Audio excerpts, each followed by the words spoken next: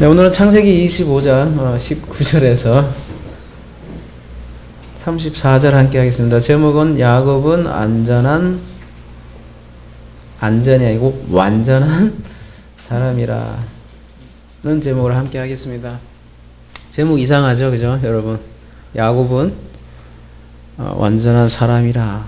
이상하다. 대부분 이 야곱은 사기꾼인데 이렇게 생각을 하실 것 같아요. 근데 제목이 야곱은 완전한 사람이라.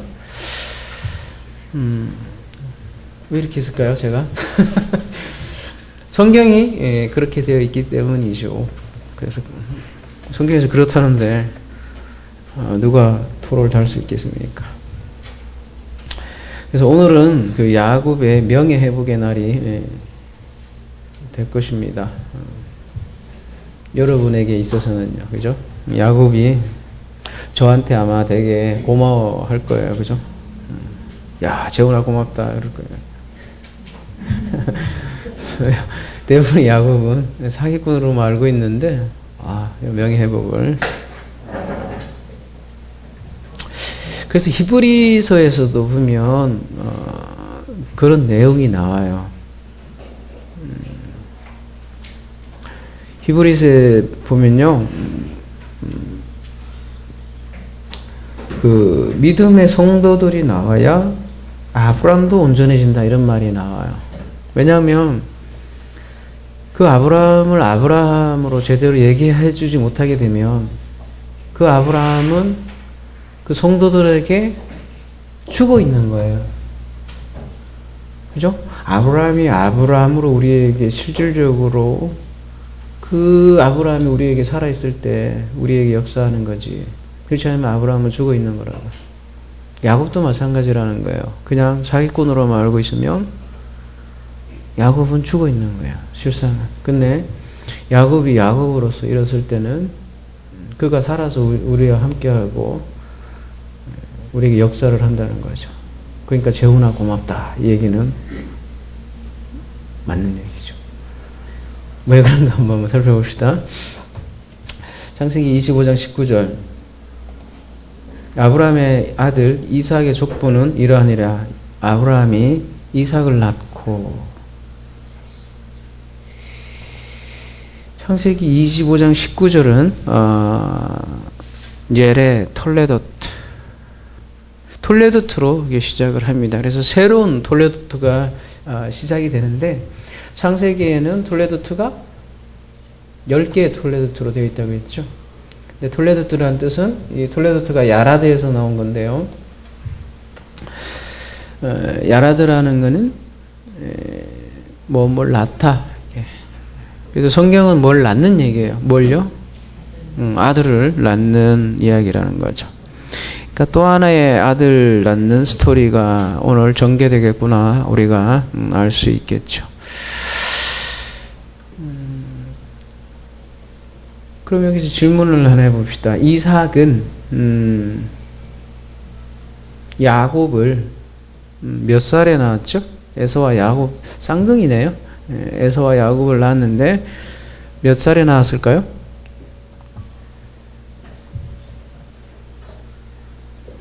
(60살이죠) 그죠? 왜 그러냐면 봅시다. 20절에 이삭은 40세에 리브가를 맞이하여 아브람을 삼았으니 리브가는 밧단 아람의 아람 족속 중 부두엘의 딸이요 아람 족속 중 라반의 누이였더라. 그러니까 20절에 보면 이삭이 결혼한 나이가 노총각이네요, 그죠? 지금으로 해도 40살이면 만만치 않은 나이인데, 그에 비하면 리브가는 몇 살이었을까요? 정확하지는 않아도 되게 어렸던 것 같아요. 그 단어로 볼 때 얼마나 이뻤을까? 얼마나 피부가 탱탱하고. 실제로 유대인들은 한 14살 정도만 되면 결혼한 여자들은 했다는 거죠. 하여튼 되게 어렸던 것 같아요. 그래서 너무 어려서 이방했다는 얘기까지 나올 정도로 리브가는 하여튼 여러분이 부러워하시는 그 나이, 그죠? 낙낙 몇 세지? 18세도 늙은 거야. 되게 어렸던 나이가. 그러니까 둘이 나이 차이는 꽤 났던 걸로 보이고요. 아브라함과 사라 나이는 한 10살 정도 차이 났으니까 이삭은 더 땡 잡은 것 같아. 대략 봐도. 그 어쨌든 26절에 가보면요. 리브가가 그들을 낳을 때에 이삭이 60세였더라 이렇게 나오고 있습니다. 60살에 아들을 낳았으니까 몇 년 만에 이 쌍둥이 에서와 야곱을 낳은 거죠? 몇 년 만에? 20년 만이에요. 여러분 우리가 흔히 생각할 때 이삭은 그런 인물로 많이 평가되죠. 어떤 인물로 평가되냐면 별로 어렵게 살지 않고 그죠. 야곱이나 아브라함이나 요셉이나 이런 사람들을 보면 희망찬란한 인생을 사는 것 같고, 이삭은 보면 아브라함, 우리가 흔히 그 얘기 하잖아요. 자기가 모태신앙이면 어머님 덕분에 널널하게 신앙생활 한다? 뭐 그런 개념으로서의 이삭을 많이 생각하는 것 같아요. 근데 이야기가 굉장히 압축적으로 되어 있을 뿐이지, 사실은 이삭도 한 사람의 인간이었고, 한 사람의 인간은 누구나 다 모진 세월을 사는 거고, 그죠? 그거를 알 수 있는 게 지금 무려 몇 년요? 20년간이나 아들을 낳지 못했다는 거는 상당히 압축돼서 설명하는 거예요. 아브라함은 몇 년 만에 그 약속의 자녀죠. 아무나 자녀 말고 약속의 자녀를 몇 년 만에 낳았죠? 저 약속을 받은 날짜가 뭐 떠나라 할 때니까 우르에서 떠난 나이가 몇 살이에요? 75살인데 몇 세에 아들을 줬죠? 100세니까 25년 걸린 거라고요. 그러면은 여러분 보고 25년 깝깝할 것 같아, 그죠? 우리 애가 벌써 20살이 넘을 것 같은데.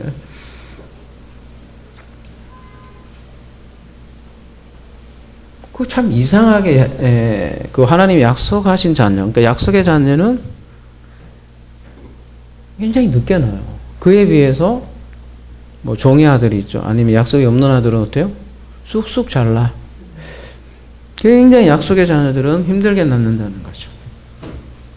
그래서 20년이나 걸렸다는 것은 아브라함과 진배 없는 그런 함축성을 가지고 있다는 거죠. 자, 그래서 60살에 아들을 낳았어요. 그래서 이 60살에 아들을 낳았다는 또 의미는 뭘까요? 또 아브라함은 100세에 낳았어요. 그래서 이런 것이 한꺼번에 이렇게 담겨 있는 게 마가복음 4장 8절 말씀인데요. 천국의 비유죠. 말씀을 밭에 뿌려서 마지막 결과를 얘기하는 건데요. 더러는 좋은 땅에 떨어짐에 자라 무성하여 결실하였으니 30배나 60배나 100배가 되었느니라 하시고,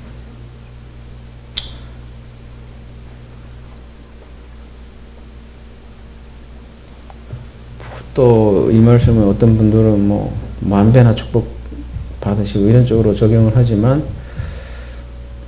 30, 60, 100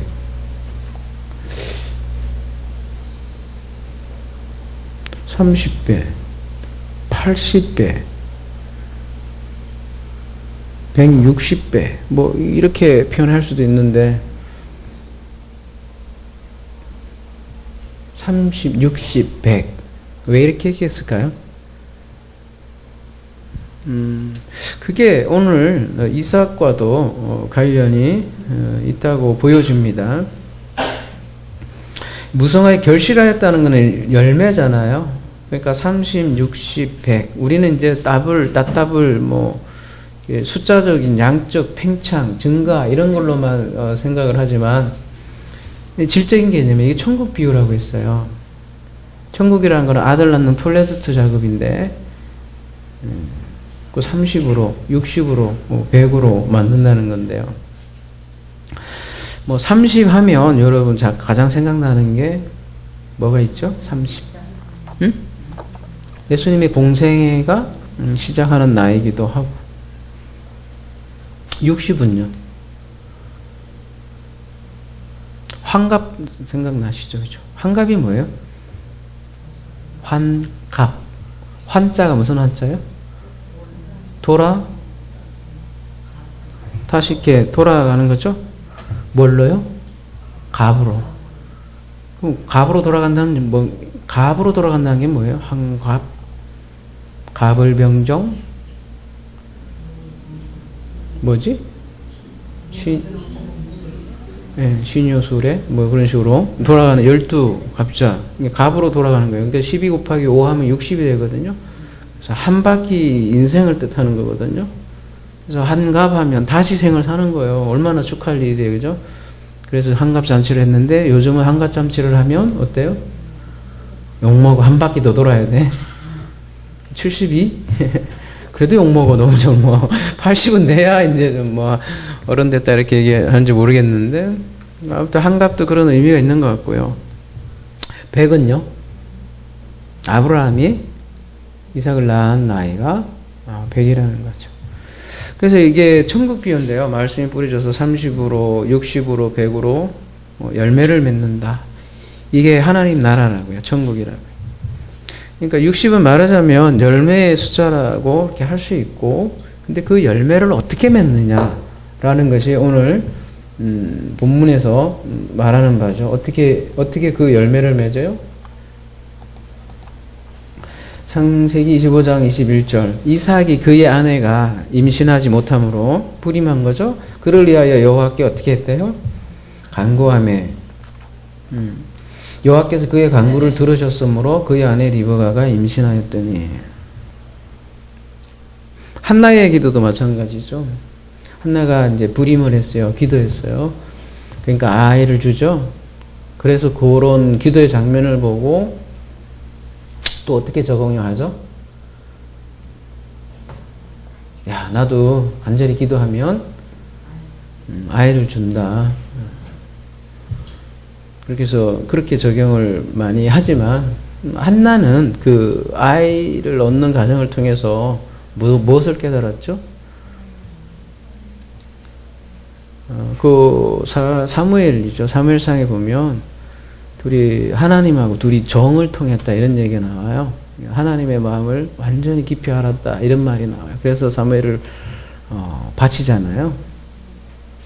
사사기 배경 다음에 이제 사무엘이 나오는데 사사기에는 왕이 없더라 이렇게 나오는데 왕이 없는 거예요. 그의 머리가 없는 거예요. 그 인생들이 아무도 없었던 거예요. 하나님 마음을 안 사람이 한 사람도 없구나. 한나 그걸 깨닫고 자기가 그 아들을 드리죠. 그러니까 그 한나는 그 아들을 통한 간구를 통해서 궁극적으로 그 아버지의 마음을 알아버린 거죠.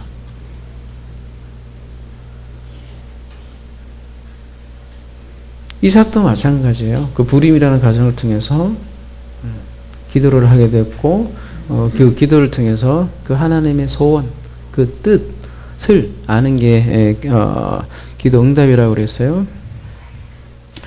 기도하니까 여러분 기도합시다. 그러면 아들 많이 낳을 것입니다. 이렇게 적용으로 흘러가면 아니되옵니다.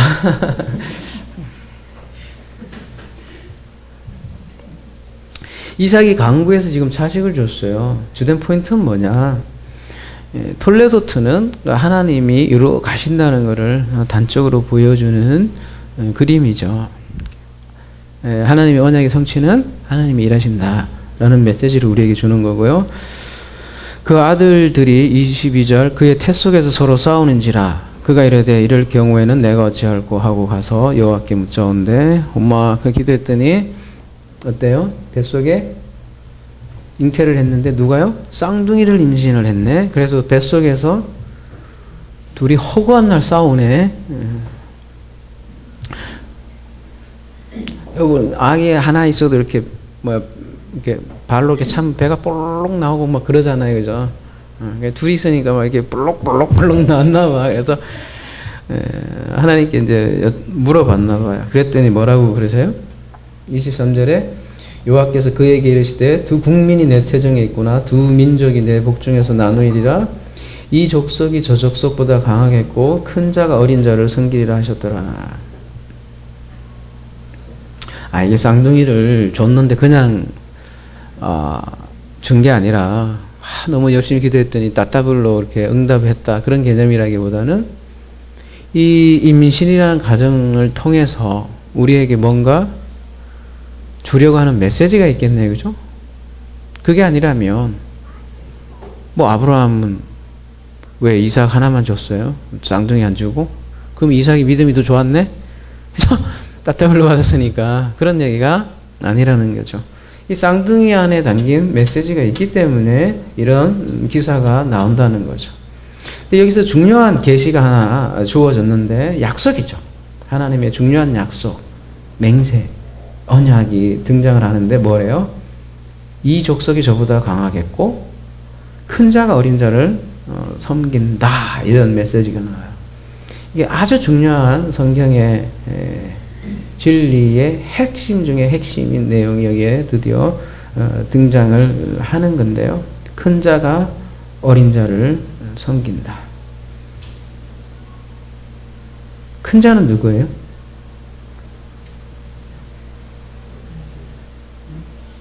작은 자는? 어린 자는? 뭐 그렇게 어렵게 생각해요? 둘 중에 하나일 거 아니에요? 로마서 가봅시다. 9장 12절 리브가에게 이르시되 큰 자가 어린 자를 섬기리라 하셨나니 기록된 바 내가 야곱은 사랑하고 에서는 미워하였다 하심과 같으니라. 그런즉 우리가 무슨 말을 하리요? 하나님께 불의가 있느냐? 그럴 수 없느니라. 모세에게 이르시되 내가 긍휼히 여길 자를 긍휼히 여기고 불쌍히 여길 자를 불쌍히 여기리라 하셨으니 이렇게 이런 말이 나오는데요. 큰 자가 어린 자를 섬긴다. 섬긴다란 말 종의 개념이거든요. 그러면 큰 자는 누굴까요? 에서죠. 뭐 에서가 먼저 나왔잖아요. 뭐 이렇게 어렵게 생각을 해요. 에서가 먼저 안 나왔어요? 그게 크지 뭐. 에서가 먼저 나왔고 야곱은 그 발꿈치를 잡고 나왔다고 하잖아요. 먼저 나온 놈이 큰 놈인데 큰 놈이 작은 놈을 섬긴다. 종이 된다. 이런 얘기란 말이에요. 로마서 이 말씀을 가지고 또 이중예정이라는 또 교리를 만들어요. 그래서 야곱은 선택되었고 에서는 유기되었다. 이렇게 얘기를 하는데 우리가 산상수훈에서 다뤘듯이 야곱 이건 이중예정을 얘기한 게 아니라 성경은 뭘 얘기한다고 그랬어요? 원수 사랑의 복음을 전한다고 얘기했어요. 왜 그런지 한번 봅시다.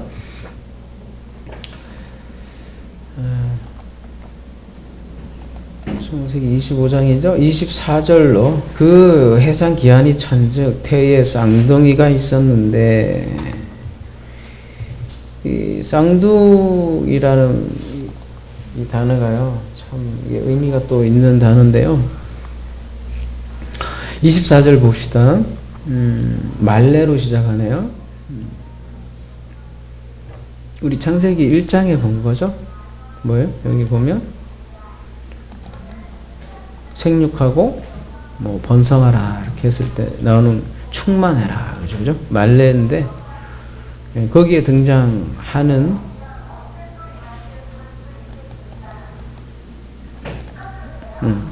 이게 말레요? 꽉 찼어. 충만했어. 뭐가요? 그 날이. 그러니까 어떻게 한대요? 야라드. 여기서 톨레토가 나왔다 그랬어요? 나왔어요. 뭘요?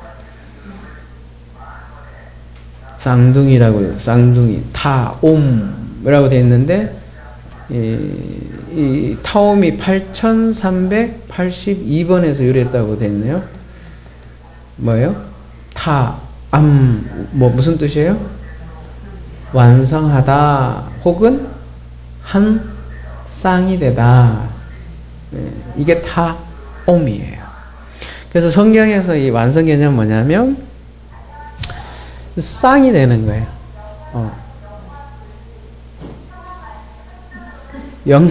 영광굴비가, 이게 참. 그쪽에 혹시 문 안 열려 있어요?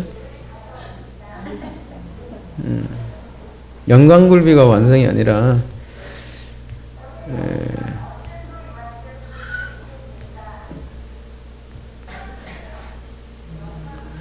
그 짝을 이룬 말이 나오잖아요. 그 한 짝이 되는 거를 완성이라 그래요. 예. 그리고 타암이라는 것 자체도 그렇잖아요. 이게 뭐예요? 완성이라는 뜻이잖아요. 그러니까 히브리어는 어근이 세자로 돼 있는데 그 세자 제일 앞에 있는 거를 어두라고 한다. 가장 앞에 있는 단어가 뒤에 있는 언어를 장악을 해요. 예. 의미를 거의 종속시킨다고 할 수 있나요? 뒤에 있는 단어가 요건데 요게 M 해서 엄마라는 뜻이기도 하고 말씀이라는 뜻이라고 해요. M. 그게 완성된 말씀이라는 뜻이 완성이에요. 완성. 말씀을 완성하게 해서 성경에서는 짝을 준다고요. 짝을. 여러분 막벨라 굴도 보면 쌍둥이 굴이라고 했어요. 그죠?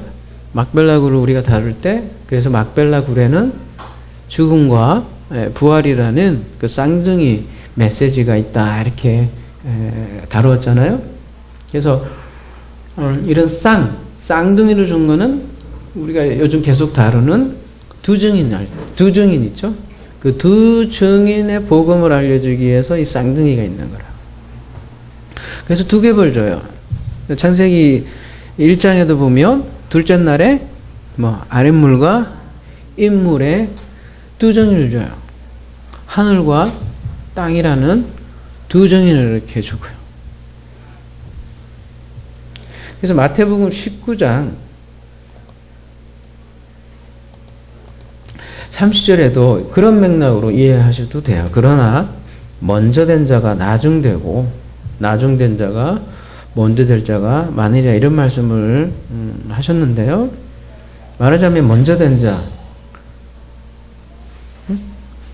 에서가 마지막이 되고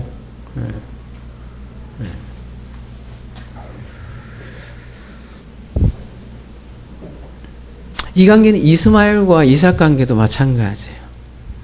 이스마엘이 먼저 나오잖아요. 근데 나중된 자 이삭이 또 먼저 되고 25절 가보면 먼저 나온 자는 누구겠어요? 이제 에서지. 근데 붉고 전신이 가덕 같아서 이름을 에서라 하였고 에서가 무슨 뜻이에요?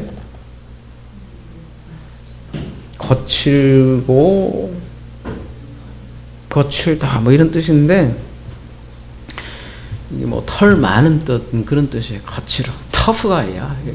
여러분 터프가이 보면 여기 가슴에 그죠? 가슴이 있고 터프가이 거기다 털이 어때요? 붓네. 그럼 더 터프해 보이나요? 어때요, 여러분? 여성 동지들.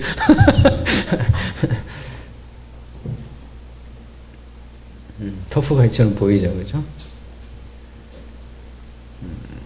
붉은 털이 돼요. 나중에 저 뒤에 보면 그 붉은 죽을 달라고 그러는데 그 붉은 죽도 아담의 손, 아담의 손 붉다라는 뜻이에요.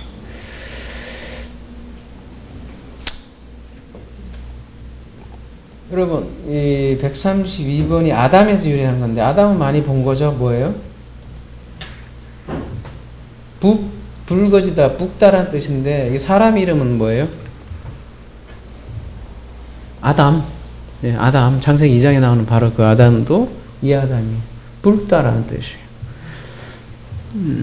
붉다라는 거는 성경에서 뭘 얘기를 하고 싶은 걸까요? 피, 그죠. 여러분 딱 붉다 하면 피가 생각나죠, 그죠? 그래서 성경에서 너희 죄가 주홍빛 같이 붉지라도 이런 뜻이 있어요.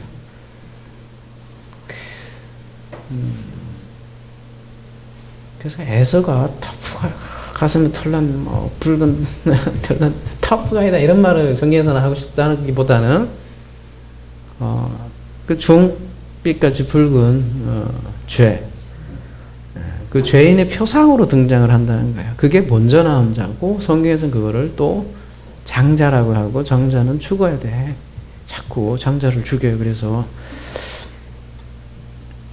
그리고 털이 또 많다는 거는 아주 죄송합니다. 털 많은 그 남성분들 저는 별로 없어요. 그게 아니라 털이 많다는 거는 또 그 짐승하고 연결이 되잖아요. 짐승적 본성을 상징하기도 해요. 그래서 에서는 먼저 나온 자로서 그 죽어야 할 그 본성을 상징한다는 거죠. 그래서 26절 후에 나온 아우는 야곱이죠. 손으로 에서의 발꿈치를 잡았으므로 그 이름을 야곱이라 하였으며 리브가가 그들을 낳을 때에 이삭이 60세에 있더라. 이렇게 얘기 나오는데요. 야곱이 무슨 뜻이죠?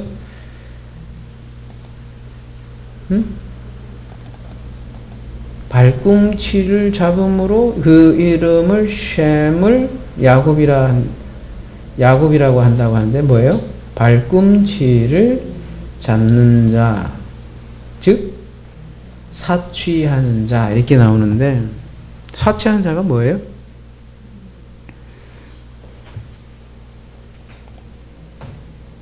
(6.117에서) 그랬다는 데 가볼게요.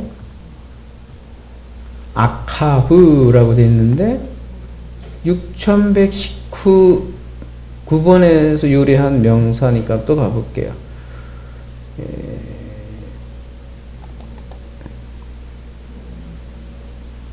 아까 그거네. 그죠? 여기 보면 무슨 뜻이 있어요? 보면 속여, 상징적으로는 속여 넘기다. 뭐 이런 뜻이 있네요. 실제로 이 6117번이 들어간 그 본문을 좀 볼까요? 창세기 27장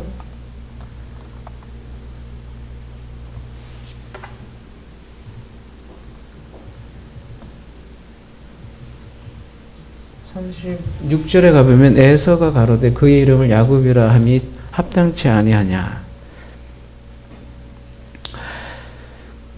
그가 나를 속임이 이것이 두 번째입니다. 전에는 나의 장자의 명분을 빼앗고 이제는 내 복을 빼앗나이다. 또 가로되 아버지께서 나를 빌 복을 남지 않았다. 할 때 야곱이 뭐래요? 나를 속이다 하는데 똑같죠? 둘이 자음이. 그죠? 앞에는 명사하고 여도 속이다. 아카브라고 되어 있는데 그래서 속이다라는 거예요. 그래서 여러분이 알고 있듯이 그래서 사기꾼 하는 건데 예레미야 9장 4절 가볼게요.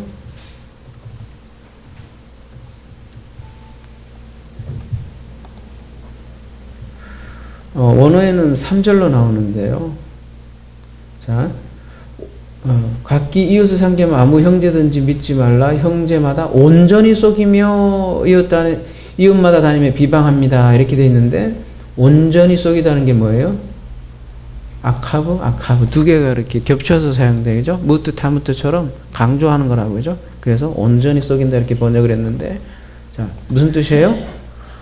속이다라는 뜻이에요. 그러니까 발꿈치를 잡는다라는 거는 속이는 자 맞아요.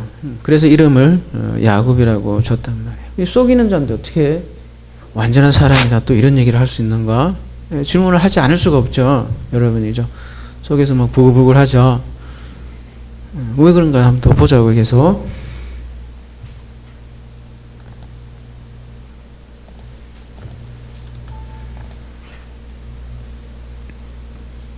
야곱은 그렇고 하나만 더 보고 넘어갈게요. 그 야곱이 발꿈치를 잡았다 이러는데 아하츠라고 이렇게 쓰고 있는데요. 요 단어는요, 이렇게 딱 잡는다는 개념이 뭐냐면, 지금 이 프로그램의 사전에는 그것까지는 안 나오는데, 이렇게 붙잡다, 취하다, 이렇게 연합하다라는 개념이 있어요. 아하츠는.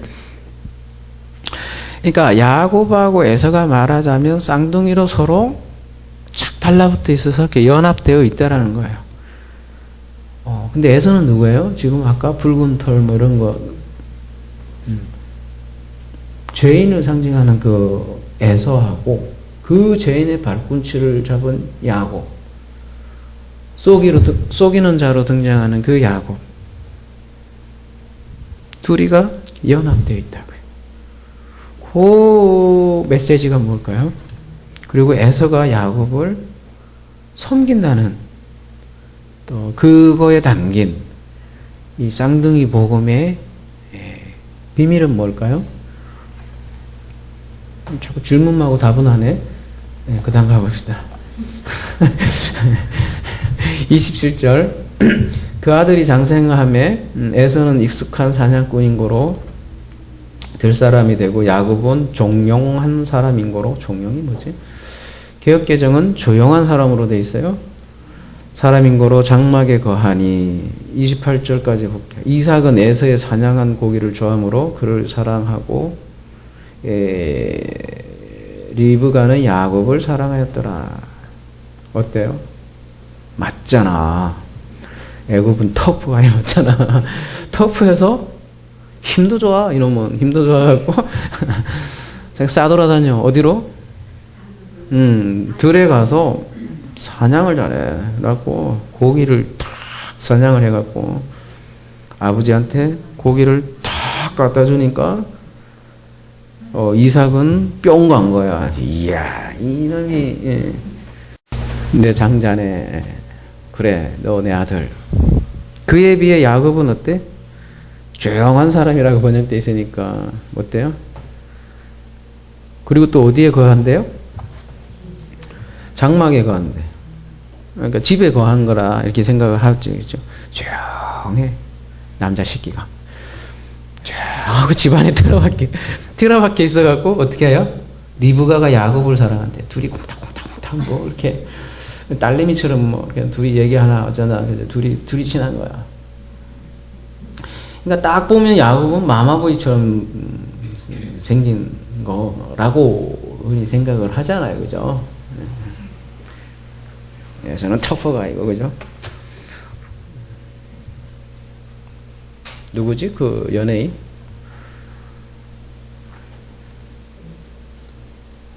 그 있잖아. 그 뭐지? 갑자기 까먹었네. 그 뭐라고 얘기하더라? 의리 뭐 이런 거 막 의리 이런 거 의리 아니면 뭐 이렇게 막 사랑의 아빠 이런 뭐지? 하여튼 그런 남자들. 이런 이삭이 사랑했고 이 마마보이 야곱은 리브가 사랑했다. 이렇게 보일 수밖에 없는 문맥인데 번역을 그렇게 해놔서 그렇죠.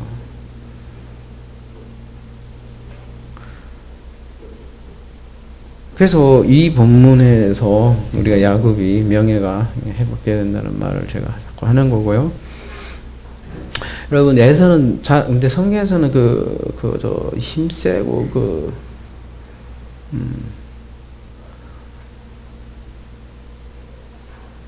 여러분 그 니므롯 있죠. 니므롯이 뭐로 유명했어요? 사냥꾼으로 유명했잖아요. 근데 니므롯을 연상케 하는 인물이에요. 에서가 쉽게 얘기하면. 근데 그 사냥꾼을 성경에서 그렇게 좋게 보이지는 않아요. 뭐라고요? 여호와 앞에서 용감한 사냥꾼이 되었으므로 속담이 이르기를 아무는 여호와 앞에 니므롯같이 용감한 사냥꾼, 여호와 앞에 개기는 놈, 뭐 이런 그런 맥락으로 니므롯 같은 영웅 호구를 거린다고 성경에서 좋게 보지 않는다고요. 터프가 얘기하는 게 아니라 하나님에게 대적하는 그 원수 개념으로 나오는 게 사냥꾼 개념으로 나오고요. 더구나 야곱은 조용하다고 했는데 조용한 게 아니고요. 자, 여러분 아까 그 쌍둥이가 타암이듯이 여긴 뭐예요? 탐이에요. 뭐예요? 완료하다, 경건하다, 완전한, 순결한 뭐 이런 뜻이요. 굉장히 좋은 단어야 이거. 그리고 또 어디서 많이 본 것 같죠 이거. 탐 이러니까.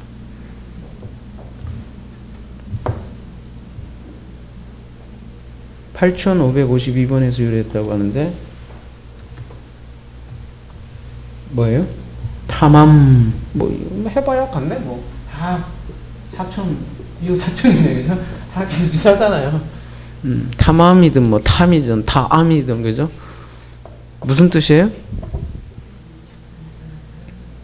자, 이 조용하다고 했는데 이 조용한 사람이 어떤 사람인가 볼게요. 조용한 거 아니에요. 이건 뭔가 왜 이렇게 번역했나 모르겠어. 도저히 모르겠어. 왜 그렇게 번역했는지 도저히 모르겠어. 야곱하고 뭐 원수신 건지는 모르겠지만, 장막에 집에 있으니까 뭐 그런 걸로 반대로 해서 이렇게 한 것 같아. 욥기서 1장 1절에 우스 땅에 욥이라 이름한 사람인데 그 사람은 뭐래요? 여기서는 또 왜 그래? 순전하고 이렇게 정직하며 하나님을 경외하며 악에서 떠난 자들아. 여기는 왜 또 순전이야? 여기도 그러면은 욥은 조용한 사람이다 이렇게 하든지 좀 맞추든지 무슨 이상해. 아무튼 탐은 뭐라고 번역돼 있어요? 여기서는 영어로는 perfect 이렇게 돼 있고, 욥기가 다 그래요. 욥기만 볼 수 없는 게 시편 37편 37절 가볼게요.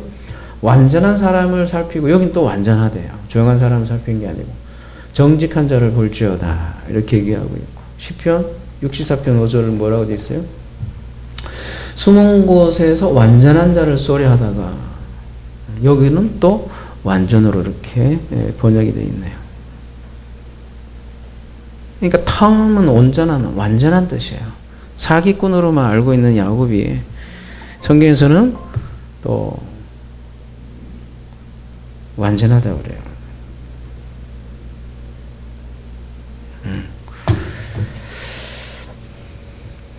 여러분, 탐 이게 어디서 많이 본 것 같지 않아요? 어디서 봤을까요? 창세기 6장 9절 가볼게요. 노아의 톨레도트는 이렇다. 노아는 의인이여 당세에 뭐예요? 탐임한 자다. 완전한 자다. 이것도 동네 사촌이잖아요. 다 고시무리 하잖아요. 그죠? 노아도 어땠대요? 완전한 자래요. 노아가 완전한 이유는 아시죠? 여러 번 다뤘잖아요. 그래서 성경 인물 중 가장 오해가 많은 인물이 사실은 야곱이기도 해요. 왜냐하면 성경은 야곱을 온전한 완전한 사람으로 그리고 있는데도 불구하고 사기꾼으로만, 사기꾼이 아닌 건 또 아니에요. 근데 사기꾼으로만 이렇게 다루는 것, 상당히 문제가 있다는 거죠. 자, 우리 생각해 봅시다. 우리 태중에서 둘이 쌍둥이가 막 싸우잖아요. 싸우는 건 왜 싸워요? 응? 서로 안에 더 많이 먹으려고? 그래, 뭐 물리적으로 보면 그렇죠. 아예 할 말이 없네. 서로 더 먹으려고 싸우는 거 맞아. 피지컬리는 맞는데, 자, 우리가 그걸 얘기하려고 하는 건 아니잖아요. 에서는 그 죄인을 상징한다고 그랬잖아. 하나님을 대적하는 원수 개념이고요.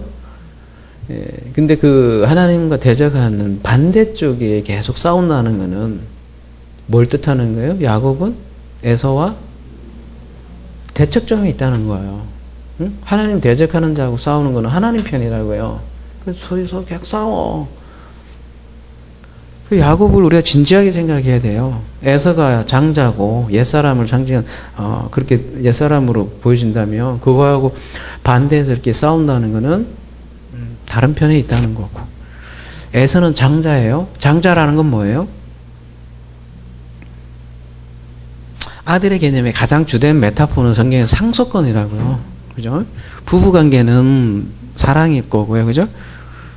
남녀관계 사랑으로 이제 얘기를 하는 거고, 우리가 아들이다 이런 개념은 아버지에게 모든 것을 물려받는 존재라는 게 아들이라는 거예요. 그죠? 우리 성도가 아들이다 이런 거는 아버지께 다 우리 거야. 그 개념이라고요. 얼마나 좋은 개념이에요. 그거만큼 수지 맞는 게 어디 있어요. 그죠? 그러니까 장자라는 거는 상속권을 물려받는 거란 말이에요. 그게 언약이라고요. 그러니까 장자라는 그 자체에도 벌써 언약이 담겨 있다고요. 다 네 거다. 근데 에서는 어때요? 이 언약에 대해서 별 관심 없어. 엄마가 리브가가 나 말이야. 뭐 하나님 이렇게 말씀하셔서 큰 자가 작은 자를 섬긴대. 근데 야곱은 어때요? 그 엄마가 얘기한 하나님의 언약에 대해서 집요할 정도로 언약에 대해서는 미친 듯이 달라붙어 있어. 근데 성경 그걸 완전이라고 그래요. 그냥 노아도 그렇잖아요. 그 말씀 안에서 은혜를 맞춰야 했다. 그 은혜의 언약을 발견하고 그냥 그 다음에 그걸 완전하다 이렇게 얘기를 한다고요. 또 하나는 에서는 어디서 놀아요? 주로 보면 들에서 사냥한다고요. 들이 어디예요? 사대?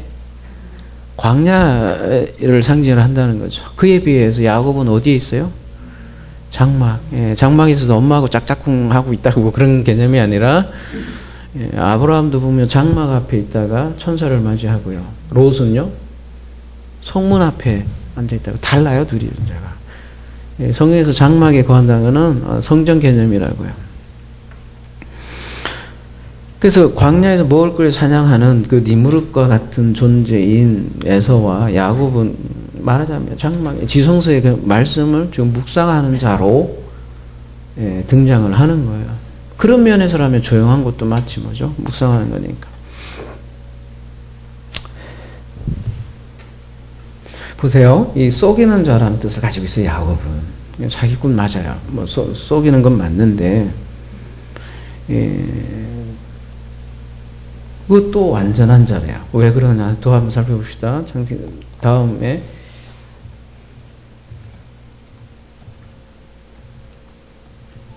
야곱이 죽을소 에서가 들에서부터 돌아와서 심히 곤비하여 야곱에게 이르되 내가 곤비하니 그 붉은 것을 나로 먹게 한지라. 그러므로 에서의 별명은 에돔이라 이렇게 돼 있는데 그 에돔 가볼게요. 에돔이나 이것도 어디서 많이 본 단어죠. 뭐예요? 응? 에돔이라고 밑에 자음을 이렇게 막 멸치점 같은 걸 시키잖아요. 그래서 에돔이라고 읽지만 자음은 똑같죠. 그죠? 뭐로? 아담이잖아요. 이것도. 응? 아담은 이렇게 해서 붙는 거고 에돔을 막 붙여갖고 에돔이고 자음이 같다고요. 그죠? 근데 아까 아담이 무슨 뜻을 가지고 있다고 그랬죠? 불다란 뜻 있잖아요. 그러면은 에서가 그 붉은 것을 달라고 하는 거는 사실은 뭘 요구하는 걸까요? 두 번이나 돼 있어. 아담. 붉고 붉은 그 붉은 것 줘. 무슨 얘기하는 거겠어요?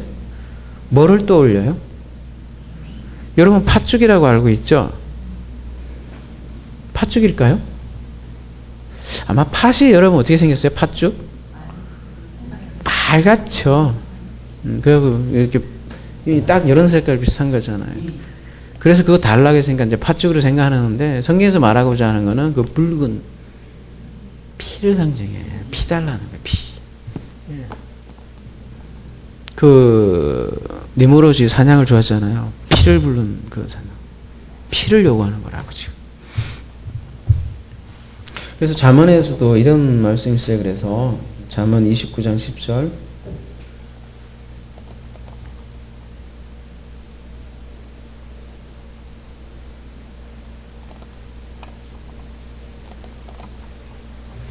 피 흘리기를 좋아하는 자는 온전한 자를 미워하고 정직한 자의 생명을 찾느니라. 지금 온전한 자가 바로 이거거든요. 탐이거든요. 피 흘리는 일을 좋아하는 사람은 온전한 자하고 이렇게 반대된다는 거예요. 오늘 본문하고 똑같잖아요. 야곱을 미워하는 거죠.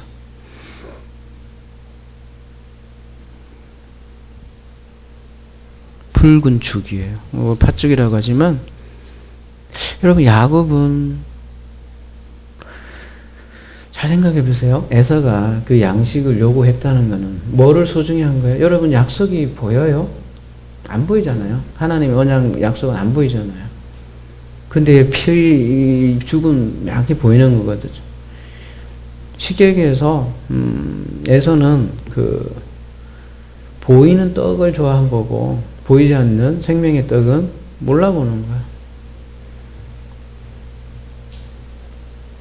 그러니까 야곱이 이제 뭐 흔히 여러분이 알고 있는 사기치는 장면이 나오지만 왜 사기를 쳤냐를 한번 궁극적으로 잘 따져보자고요. 야곱이 가로되 형의 장자의 명분을 오늘 내게 팔아라.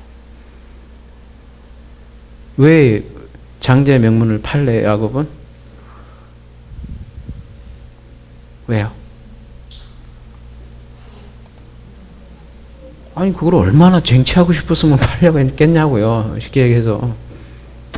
도대체 장자라는 게 뭔데요? 저 여기 이렇게 긁어놨잖아요. 뭐요? 아브라함과 다윗의 자손 예수 그리스도 계보라. 생각을 해보세요. 아브라함이 이삭을 낳고 이삭은 에서를 낳고 이거하고 아니 막말로 야곱도 야곱이지만 우리에게 있어서 벌써 응? 야곱이 해제되는 거하고 에서가 해제되는 거하고 급이 다르잖아요. 우리에게서 벌써 응?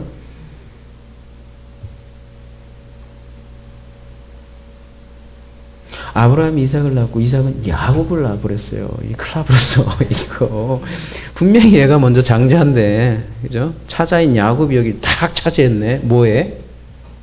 그리스도의 톨레도토에 야곱이 딱 짱 박혔네. 야곱은 이걸 읽는 거예요. 그 언약이 얼마나 중요한 건지를. 단순한 장자의 문제가 아니라는 거를 너무 소중하게 생각하기 때문에 무슨 수를 쓰더라도 쟁취를 얘는 해야 되는 거야. 넘겨라 이거야.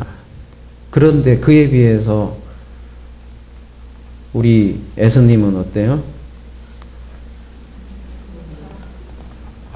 그래?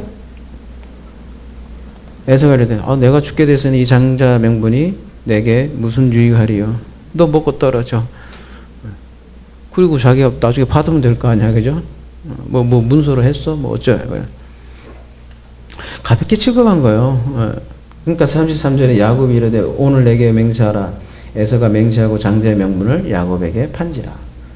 34절 야곱이 떡과 이제 팥죽이라고 되어 있는데 원문에는 팥죽이라고는 안 돼 있어요. 을 에서에게 주매 에서가 먹으며 마시고 일어나 갔으니 에서가 장자의 명분을 가볍게 여김이더라. 성경에서 에서가 장자의 명분을 가볍게 여겼다 이렇게 나오는데요. 이 에서를 성경에서는 평가를 하고 있어요. 어떻게 평가를 하고 있느냐? 신약에서 뭐라고요? 히브리서 12장 16절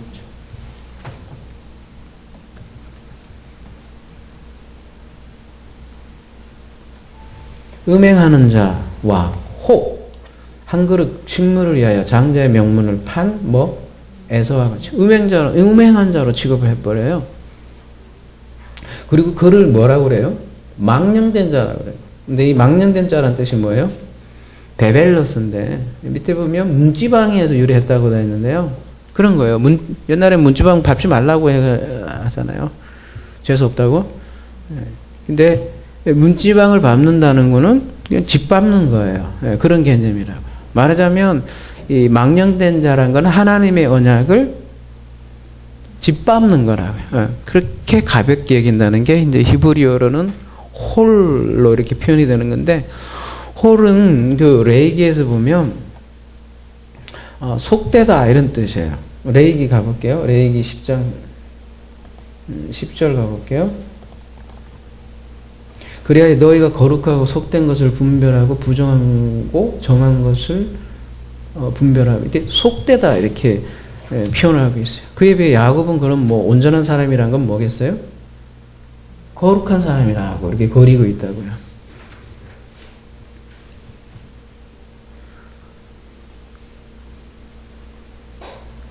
이해되세요? 사기꾼인데 거룩한 자라니까. 야곱이 거룩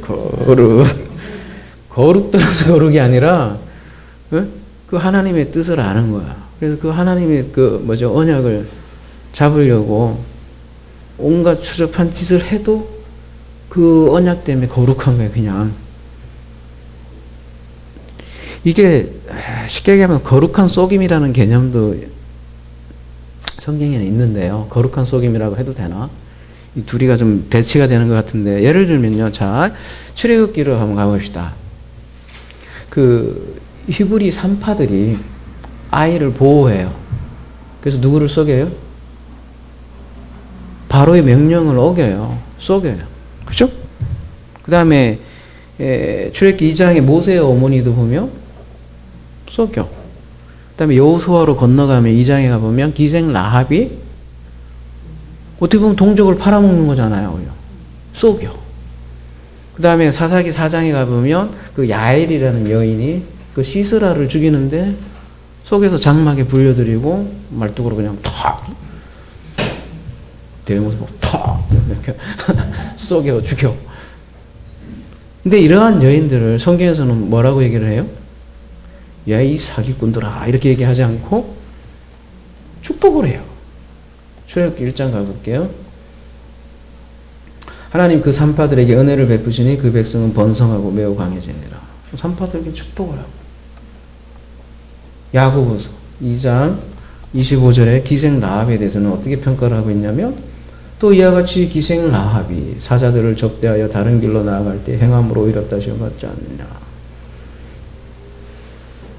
좋게 보죠. 그 다음에 사사기 5장 24절 야엘에 대해서는 겐사람 헤벨의 아내 야엘은 다른 여인들보다 복을 받을 것이니 장막에 있는 여인들보다 더욱 복을 받을 것이다. 마찬가지로 에서를 속인 야곱을 편든다고요. 성경에서는.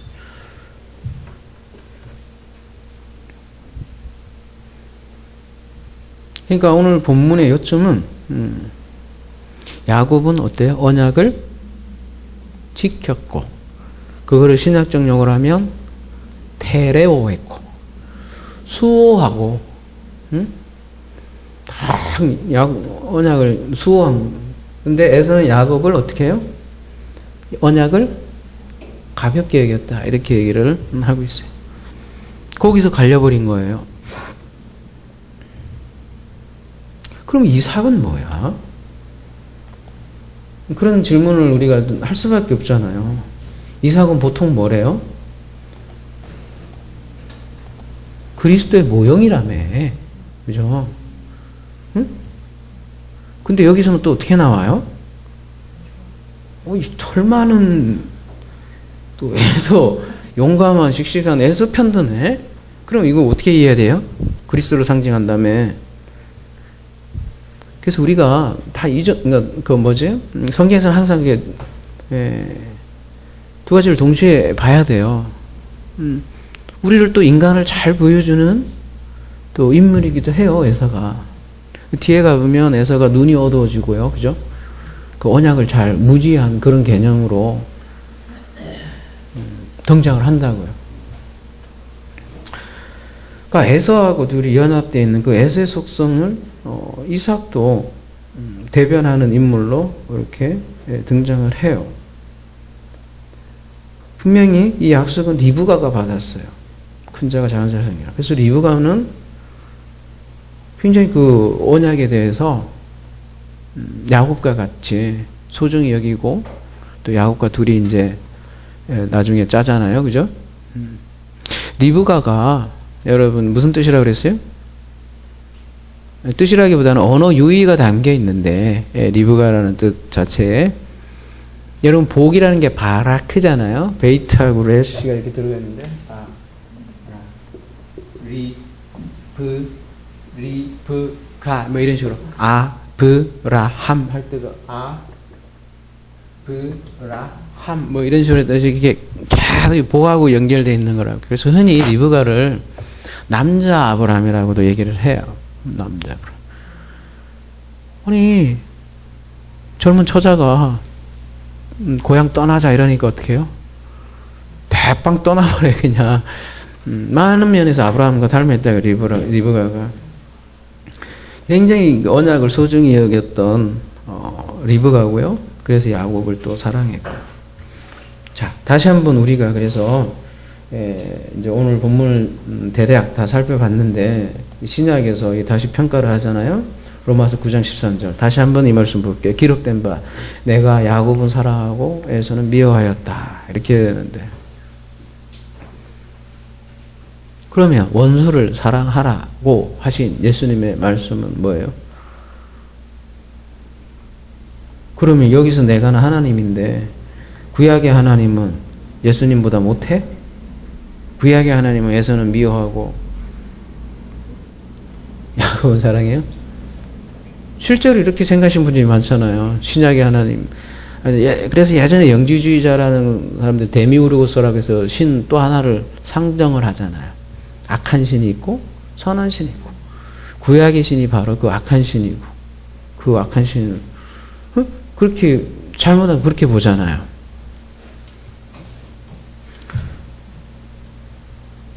누가복음 14장 26절 가볼게요.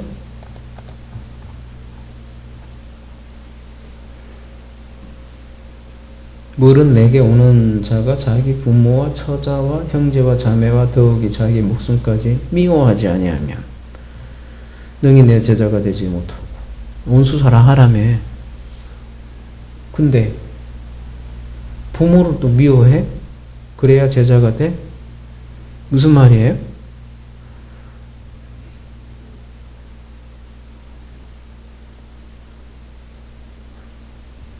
이 말씀 보고 막 부모 미워하면 그 바보지 뭐야, 그죠? 무슨 얘기였어요 이게? 응? 무엇이 정말 참된 가치냐, 그 얘기를, 우선순위에 대한 걸 얘기를 하는 거잖아요, 그죠?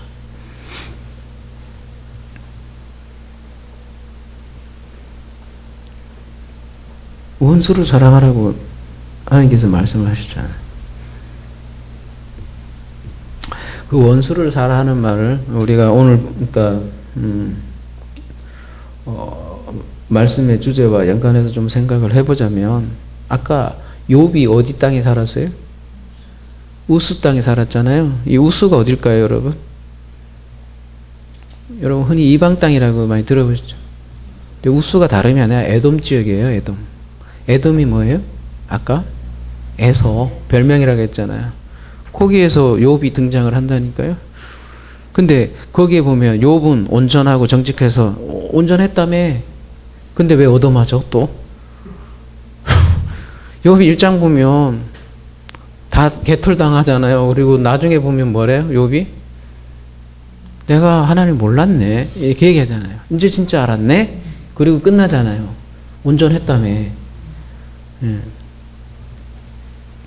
그게 온전, 성경에서 그래요. 그렇게 얘기해요.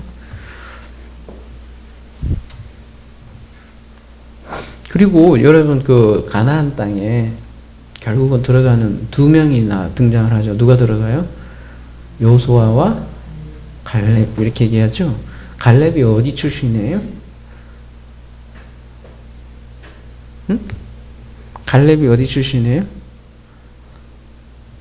그 갈렙을 이렇게 기술을 해요. 에서의 손자 그나스의 후손이다, 이렇게 얘기해요. 갈렙이 어디 사람이에요? 에돔 출신이에요. 쉽게 얘기하면 뭐 개라는 뜻이 있다고 그러잖아요. 갈렙. 그러면 여호수아와 갈렙이 가나안 땅에 들어갔다는 얘기는 무슨 얘기예요? 말하자면 여호수아와 갈렙, 야곱과 에서가 들어갔다는 말하고도 똑같아요. 그게 원수 사랑이라고요. 에서를 미워해서 미워해서 미움으로 끝나는 게 하나님 사랑이 아니라니까. 하나님 원수를 미워한다고 그랬잖아요. 아니, 그 미워하는 원수를, 우리가 다 원수라며. 우리가 다 원수로 태어났다며. 우리 오전에도 했잖아요, 그죠? 세상과 벗된 이 간음한 여인들이요, 너희가 원수였으나 내가 너희를 불러내어서 그리스도인에서 화목하게 했다. 그런 말씀 계속 나오잖아요, 그죠? 원수를 미워했다는 얘기는 그런 거예요. 나는 원수 싫어하지. 근데 그런 원수를 말하자면 사울을 바울로 만드는 작업이죠. 사울이 먼저 전자였다면 바울은 에스카토스, 마지막 인자로 세워지는 거잖아요. 그게 원수 사랑의 의미라고요. 응? 선악과를 통해서 생명나무로 인도하는 그 사랑. 그러니까 이게 사람의 머리로는 잘 이해가 안 돼요. 이런 개념들도 그렇고. 사람의 짱구로는 안 된다. 이 말이 요한복음 1장 13절에 이는 혈통으로나 육정으로나 사람의 뜻으로 나지 않고 오직 하나님께 드러난다. 혈통으로나 육정으로 나면 당연히 에서가 장자여야지. 그죠? 말이 안 되잖아요.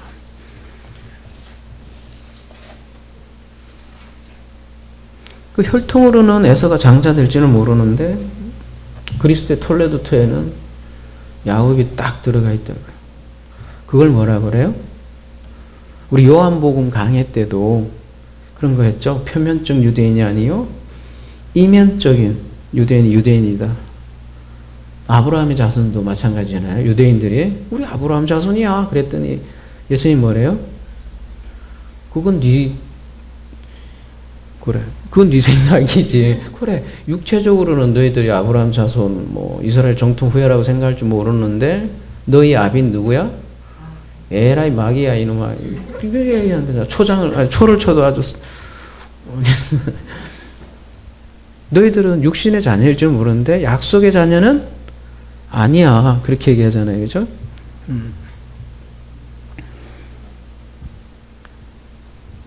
그러니까 에서는 육신의 자녀라고 지금 얘기하는 거고 야곱은 약속의 자녀로 지금 대비해서 나오는 거죠.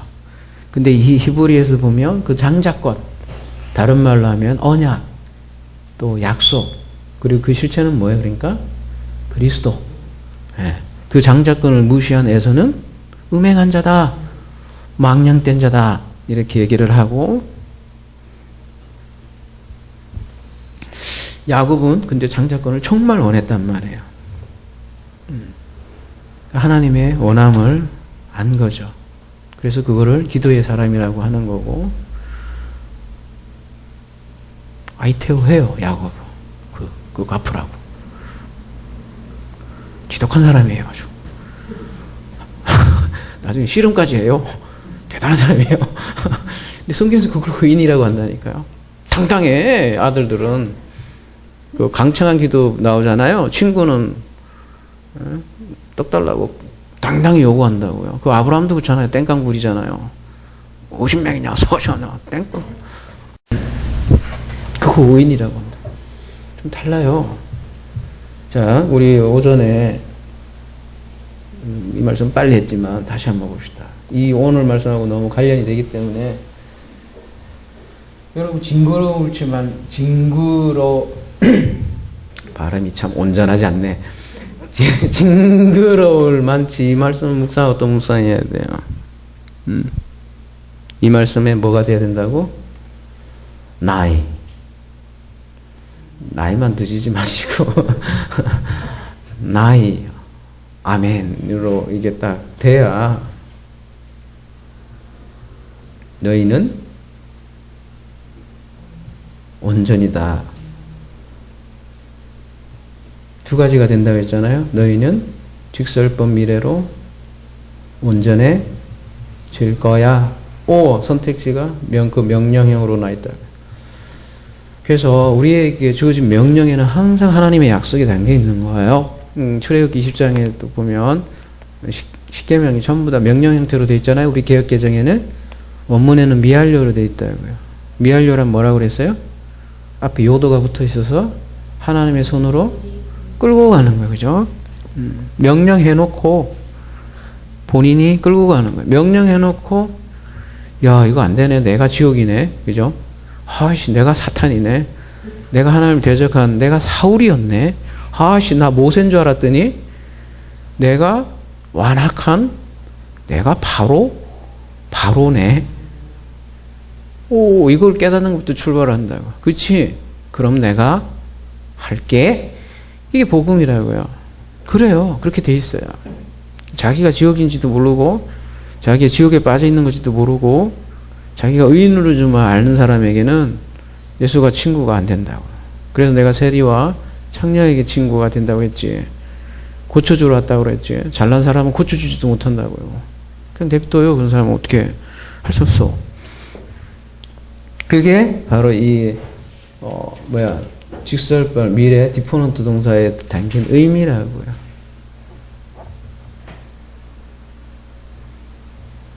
이게 그렇게 들리지 않으면 좌절을 줘요. 계속. 또 그게 목표이기도 해요. 좌절 줘요. 심하게 좌절 주고 안 되네. 도대체 안 되네. 나는 온전히 뭐야. 개뿔 온전이야. 심하게 좌절하게 하고 그래도 온전이야. 왜? 네가 온전이 아니라 누가? 내가 온전이야. 넌 더럽지? 그래. 네 성질 더럽지? 그래도 내 아들이야. 왜? 아들은 아들이니까. 야, 내가 원수를 미워하면 답이 있겠냐? 그죠? 원수를 사랑하니까 답이 있는 거죠. 안 그래요? 하나님이 원수를 미워하고 이웃만 사랑하면 어때요? 우리는 다 작살 나는 거예요. 왜? 태어나서 전부 다 원수 짓을 하고 있다니까요. 다 우리는 애소로 태어나는 겁니다.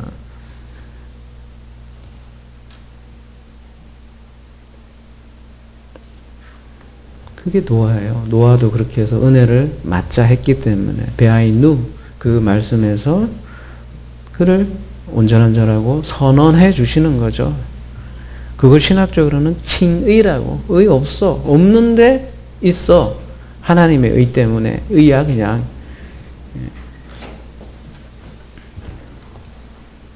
그거를 오늘 조용하다라고 번역했지만 그거를 탐임이라기도 하고 또 대제사장이 흉패에 가지고 있는 걸 뭐라고 그래요? 그래서 둠밈.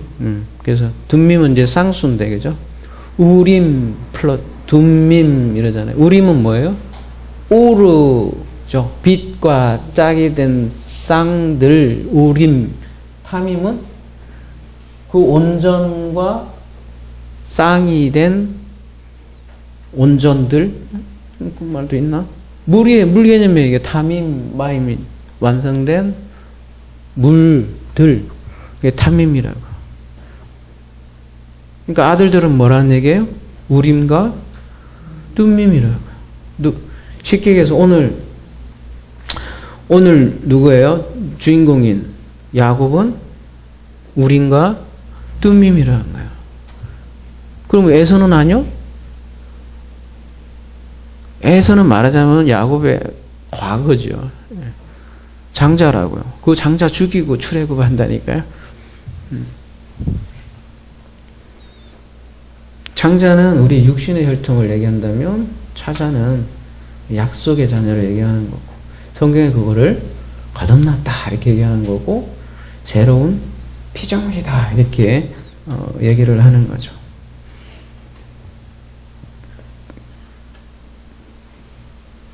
그래서 성경에서는 항상 에서를 그렇죠? 그러니까 애굽 땅에서 율법의 의를 이루고 있는 사람이 욥으로 등장하는 거예요. 근데 그 욥을 불러내서 변화시키잖아요. 야곱으로. 또 심지어 야곱도 이스라엘로 이렇게 만드시는 은혜의 복음을 성경은 한결같이 얘기하고 그거를 야곱은 사랑하고 에서는 미워한다는 말이에요. 미움에도 사랑이 있다니까요. 그래서 긍휼을 얘기하잖아요. 로마서의 뒤에. 아니 하나님이 본인이 긍휼을 한다는데 니들이 도대체 뭔 얘기하냐 그 얘기잖아요. 순서가 있다고 그런데 하나님 미워할 거 미워하고 그 미움에서 사랑으로 돌린다는 그 개념이라고요. 그게 예정론이라고요. 이중 예정이 아니라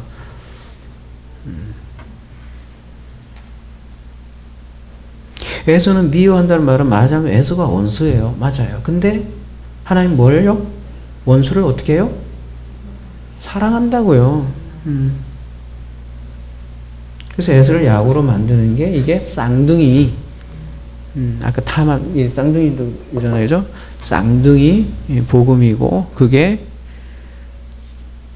두 증인도 둘 같아서 좀 이상하니까 이제 우리만의 용어로 쌍증인, 쌍태, 어우, 시끄러워. 쌍태 복음. 여러분 여러분 중에 쌍둥이 가진 사람은 이해가 더 쉬울 것 같기도 한데, 그게 성경에서 맨날 얘기하는 십자가 복음, 죽음과 부활, 막벨라굴, 그 쌍둥이 복음을 얘기하는 거죠. 아무쪼록 이렇게 오늘 본문 말씀처럼 원수 사랑의 복음이 성취되는 저와 여러분이 되기를 기도합니다.